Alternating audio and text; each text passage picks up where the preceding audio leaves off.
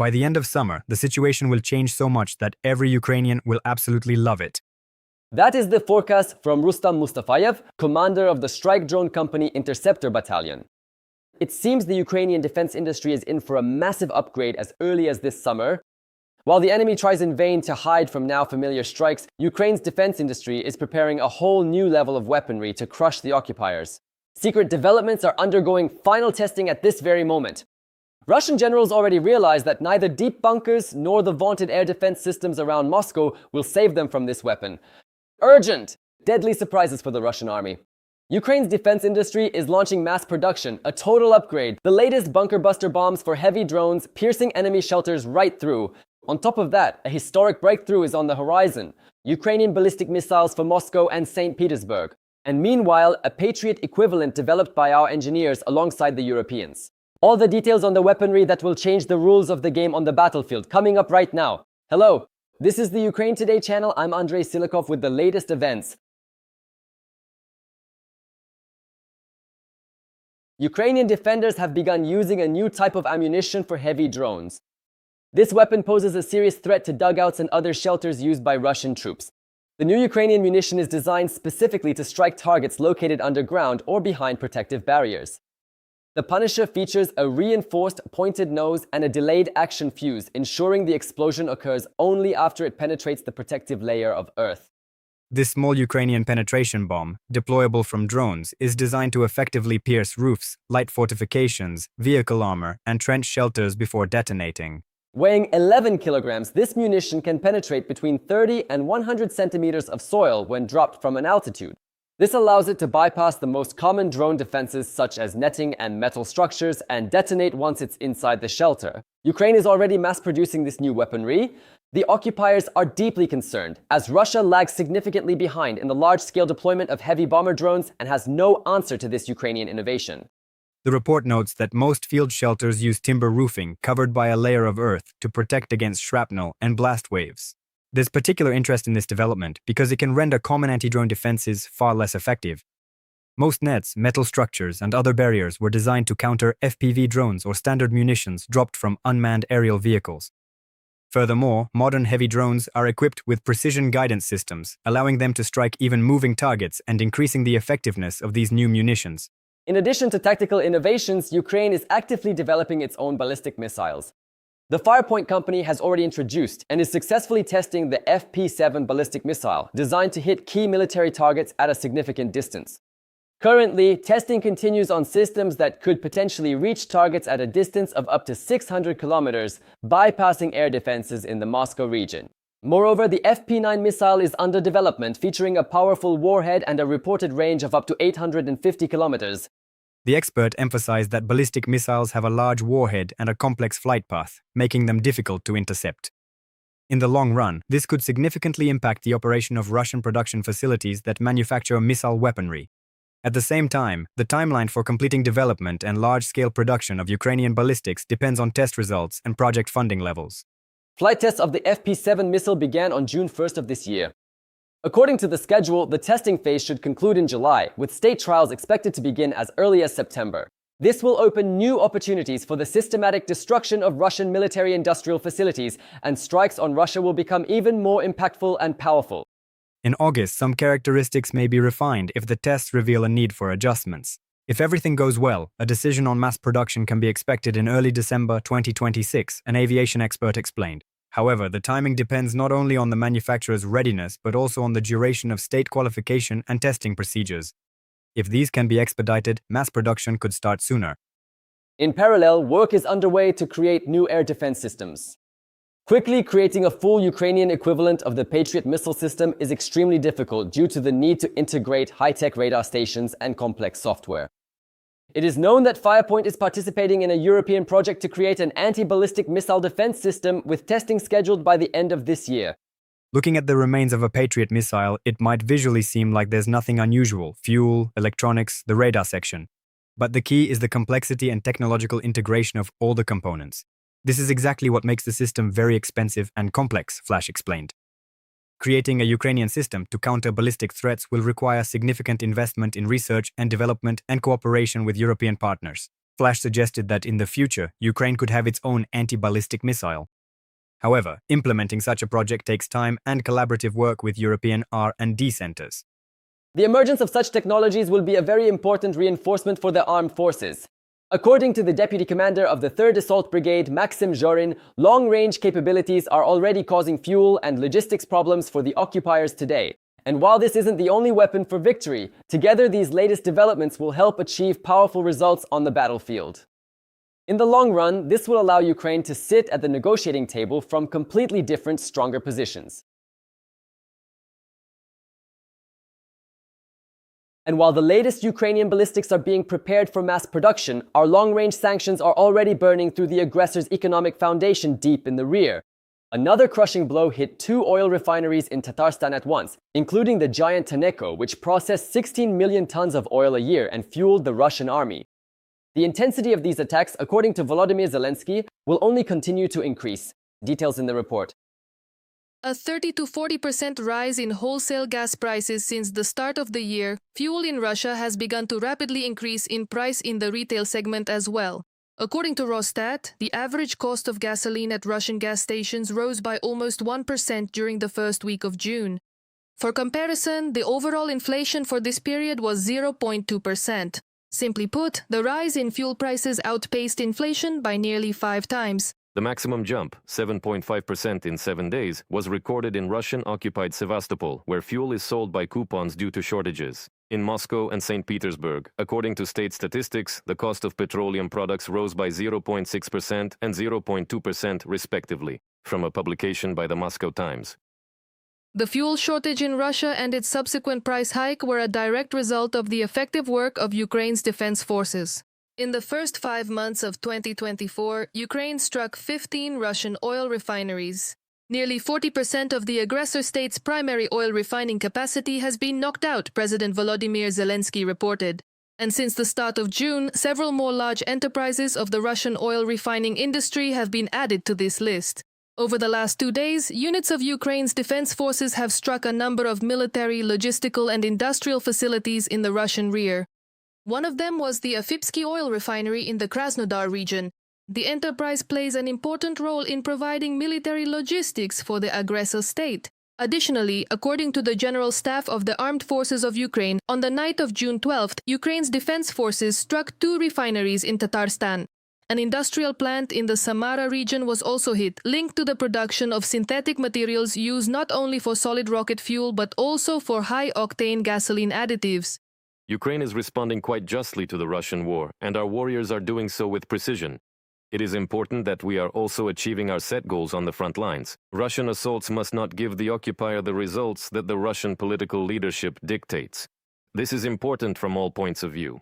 The main thing is that we can finally move toward real and effective diplomacy. The front line must discourage Russia, and this is the condition for the main goal we all need: peace for Ukraine. I thank everyone who understands this and who defends our national interests exactly as it is required. Systematic attacks by Ukraine's defense forces prevent the aggressor country from restoring its production capacities. For example, the Afipsky refinery was hit by Ukrainian drones in August, September, and November of last year. In 2025, Ukraine carried out twice as many long-range attacks as in all previous years of the war combined. And in 2026, military and strategic sites on the Federation's territory are burning even more often. Sberbank's Center for Macroeconomic Research warned that petroleum products will be a key risk for further price hikes in the country. Experts note that if fuel supply and refining problems persist until the end of summer, inflationary pressure on the Russian economy will grow significantly. Russia is turning into a gasoline importer. Yes, it remains an oil exporter, but it is becoming a gasoline importer. If we look at the budget again, we see that in April and May, through the fuel damper mechanism, the Ministry of Finance returned 700 billion rubles to oil companies, because otherwise they would also be lining up for bankruptcy. In May, oil production in Russia dropped to 9 million barrels per day. This is the lowest level in the past year, Bloomberg reports, citing OPEC data. It is also 690,000 barrels below the level set for Russia under the OPEC Plus agreement. The result is a vicious circle. There are fewer and fewer properly functioning refineries in Russia. Repairing them is difficult and expensive due to repeated strikes and sanctions. All that remains is to export crude oil to China and India at massive discounts. Victoria Chistyukina for Freedom TV channel. While Ukraine uses force of arms to make the Kremlin think about peace, European diplomacy is already moving toward decisive action. German Chancellor Friedrich Merz stated that a window for negotiations will open soon, and the E3 ambassadors have already personally conveyed the West's firm and unified position to Moscow. Watch for all the details right now. Escalation in the Middle East and Russia's war against Ukraine will be key topics at the G7 summit in France from June 15th to 17th, Reuters reports. Ukrainian President Volodymyr Zelensky will participate in the talks in Evian-les-Bains, Emmanuel Macron announced. First, there will be a meeting of the 7 leaders to discuss the main themes of international crises. Then on Tuesday morning, we will hold a discussion on Ukraine with President Zelensky.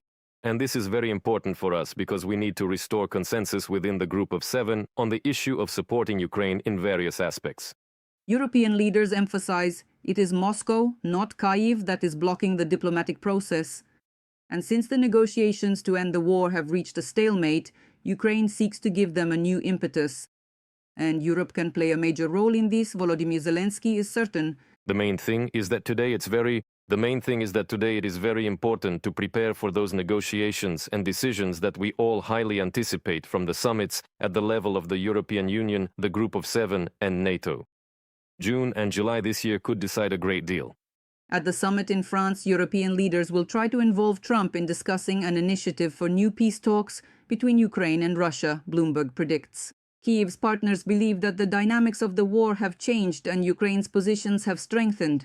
Russia, on the contrary, is unable to achieve significant success on the battlefield.